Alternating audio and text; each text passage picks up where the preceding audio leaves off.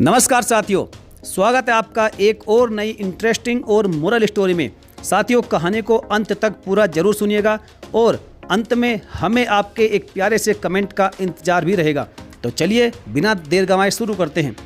दिव्या ने अभी अभी नया कॉलेज ज्वाइन किया था। उसकी बेटी पारुल उससे मिलने स्टाफ रूम में आई।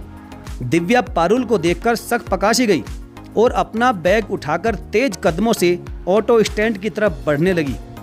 पारुल भी अपनी मां के पीछे पीछे भागी। दरअसल दिव्या अपनी बेटी पारुल के सवालों से बचना चाहती थी। दिव्या ऑटो में बैठ गई। उसने पारुल को हाथ खींचकर ऑटो में बैठा लिया। पारुल ऑटो वाले के सामने कुछ भी बड़ा तमाशा करना नहीं चाहती थी, इसलिए वहां वह चुप रही। आज जो कुछ भी हुआ उसकी उम्मीद दिव्या को नहीं थी। दिव्या बड़ी कसम में थी कि पारुल ने कहीं सब कुछ सुन तो नहीं लिया। दरअसल आज अकेले स्टाफ रूम में बैठी थी।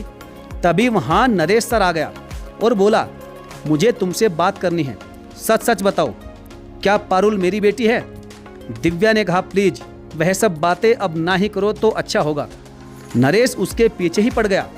तभी दिव्या ने गुस्से से कहा, हाँ, मेरी बेटी पारुल तुम्हारी संतान है। दिव्या और भी बहुत कुछ नरेश को बताने लगी। तभी कुछ देर बाद दिव्या ने अपने सामने अपनी बेटी पारुल को खड़ा हुआ पाया।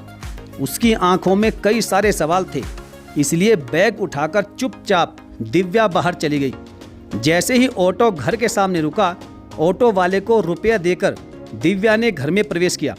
पारुल भी उसके पीछे पीछे आई और बोली, मम्मी, मैं कब से आपसे बात करना चाह रही हूँ, लेकिन आप हैं कि सुन ही नहीं रही।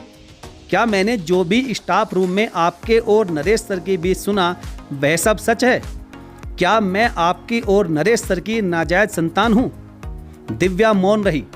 फिर पारुल ने कहा, देखो मम्मी, मुझे सब कॉलेज में चिढ़ाते भी हैं, कहते हैं कि तेरी सूरत नरेश सर से बहुत मिलती है। कहूँ मम्मी, तुम चुप क्यों हो?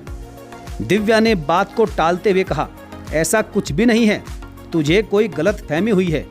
पारुल ने गुस्से से कहा, मम्मी, आपको नहीं कुछ बताना तो मत बताओ, मैं जाकर उस नरेश से ही पूछ लूंगी, और अपने कमरे में चली गई। दिव्या पारुल को रोक नहीं सकी, क्योंकि वह जानती थी कि उसकी बेटी बहुत बड़ी जिद्दी है। वह सच जानकर ही दम लेगी। दोनों माँ बेटी में कोई बात नहीं हुई। फिर अगले दिन पारुल कॉलेज से नरेश के घर का पता लेकर अकेले ही सुबह सुबह उसके घर पहुंच गई। दरवाजा नरेश ने खोला। उसे पारुल को अपने घर देखकर जरा सी भी हैरानी नहीं हुई। नरेश के कुछ कहने से पहले ही पारुल बोल पड़ी, क्या मैं आपकी और मम्मी की नाजायज संतान हूँ? नरेश ने कहा, अंदर आओ, मैं तुम्हें तुम्हारे हर सवाल का जवाब दूंगा। पारुल अंदर आकर बैठ गई। तभी नरेश की माँ भी वहाँ आ गई।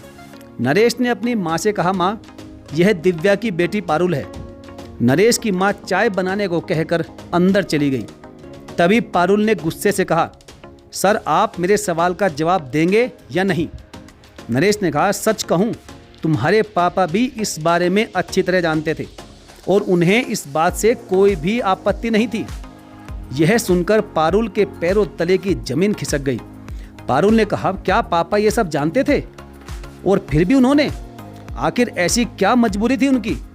नरेश ने कहा, मैं उन दिनों तुम्हारे घर के पड़ोस में नया नया रहने आया था। तब मेरी तुम्हारे पापा रमेश से अच्छी दोस्ती हो गई थी। मैं तुम्हारे घर आने जाने लगा। रमेश और दिव्या की शादी को 10 साल हो गए थे, पर अब तक उनके घर में कोई भी संतान नहीं थी और इस बात को लेकर लोगों में बहुत ही कानाफूसी भी होती थी। रोज रोज रमेश और दिव्या में इस बात को लेकर झगड़ा भी होता था। एक दिन दिव्या ने रमेश को कहा, बांझ मैं नहीं हूँ, बल्कि नामर्द तुम हो। मैंने तो अपने सारे टेस्ट करवा लिए हैं, किसी में भी कोई भी तकलीफ नहीं है। मैं माँ बनने में सक्षम हूँ। यह सुनकर रमेश को गुस्सा आ गया और फिर उसने भी अपना टेस्ट करवाया, लेकिन वह बाप बनने में सक्षम नहीं था। कमी उसमें ही थी। उसके बाद वह बड़ा अजीब सा व्यवहार करने लगा था। यदि कोई किसी बात पर हंसता भी था तो उसे लगता था कि उसकी मर्दानगी का मजाक बना रहा है। दिव्या ने कई बार रमेश से बच्चा गोद लेने की बात भी कही, जिस पर वह उससे नाराज हो जाता था और कई बार गुस्से में हाथ भी उठा दिया करता था। उन दिनों दिव्या बहुत परेशान सी थी। वह हमारे घर मेरी माँ से मिलने अक्सर आ जाया करती थी। धीरे धीरे मुझ में और दिव्या में नज़दीकियाँ बढ़ने लगी थी। मुझे दिव्या से प्यार हो गया था। कब हम एक दूसरे के करीब आ गए और कब सारी सीमाएं लांघ दी, पता ही नहीं चला। एक दिन दिव्या को पता चला कि वह गर्भवती है। उसने सारी बातें मुझे बताई। एक दिन मैं तुम्हारे घर गया। उस दिन मैंने दिव्या को रमेश से कहते हुए सुना, मिल गई अब तुम्हारे दिल को ठंडक। तुम्हारे कहने पर मैंने पराये मर्द से संबंध बनाए और अब मैं माँ भी बन गई। अब तो समाज में तुम सर उठाकर चल सकोगे। मुझे मेरे कानों पर यकीन नहीं हुआ। रमेश और दिव्या ने मुझे सिर्फ और सिर्फ उपयोग किया, मेरी भावनाओं के साथ खिलवाड़ किया, क्योंकि रमेश को अपनी मर्दानगी जो साबित करनी थी। मैं उल्टे पैर वहाँ से लौट आया। मुझे दिव्या पर बहुत गुस्सा आया। उसके बाद मैं उनसे कभी नहीं मिला। रमेश और दिव्या भी 2 दिन बाद ही घर खाली करके वहाँ से चले गए। जब मैंने दिव्या को कॉलेज में देखा तो मैं अपने आप को रोक नहीं सका। उस दिन दिव्या ने मुझे बताया कि रमेश के कहने पर मैंने तुमसे नज़दीकियाँ बनाई थी, लेकिन मेरा प्रेम गलत नहीं था। मैं तुम्हें सच में चाहने लगी थी। रमेश मुझे बहुत मानसिक रूप से प्रताड़ित करता था। ना चाहकर भी मुझे यह कदम उठाना पड़ा। मुझे माफ़ कर दो। मैं तुम्हारी भावनाओं के साथ खेलना नहीं चाहती थी। और तुम जानते हो, पारुल तुम्हारी ही बेटी है। पारुल के जन्म के बाद रमेश ने बहुत बड़ी पार्टी रखी थी। वह बहुत खुश था।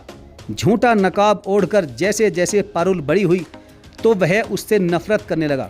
क्यों? क्योंकि उसकी सूरत में रमेश को तुम्हारी सूरत दिखने लगी थी। जब भी वह पारुल की सूरत देखता तो उसे उसके नामर्द होने का एहसास होता। धीरे धीरे वो पागल सा हो गया।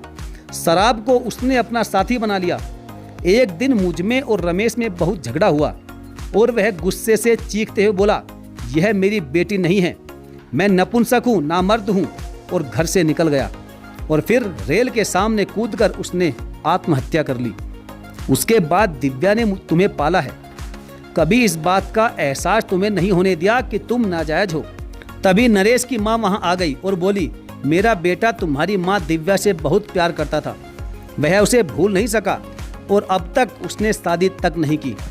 यह कहते हुए नरेश की माँ रोने लगी। कमरे में चुप्पी छा गई। पारुल गुस्से से घर की तरफ बढ़ी। उसकी माँ दिव्या उसे देखकर चुप ही रही। पारुल ने कहा, माँ, इतने सालों तक तुम उस आदमी को कैसे झेलती रही, जिसने अपने आप को मर्द साबित करने के लिए अपनी पत्नी को किसी पराये मर्द के साथ छी छी, मुझे तो कहने में भी शर्म आ रही है।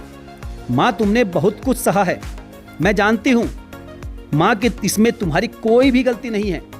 मैं यह भी जानती हूँ कि तुम और नरेश सर एक दूसरे से सच्चा प्रेम करते हो और आज भी करते हो, तभी तो तुमने अब तक शादी नहीं की।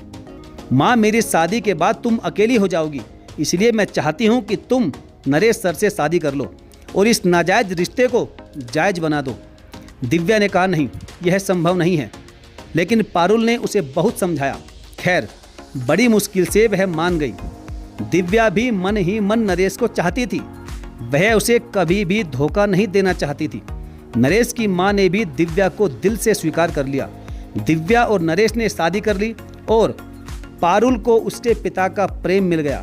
आज सभी लोग बहुत खुश हैं, लेकिन पारुल का मन अपने पिता रमेश के लिए नफरत से भर गया था।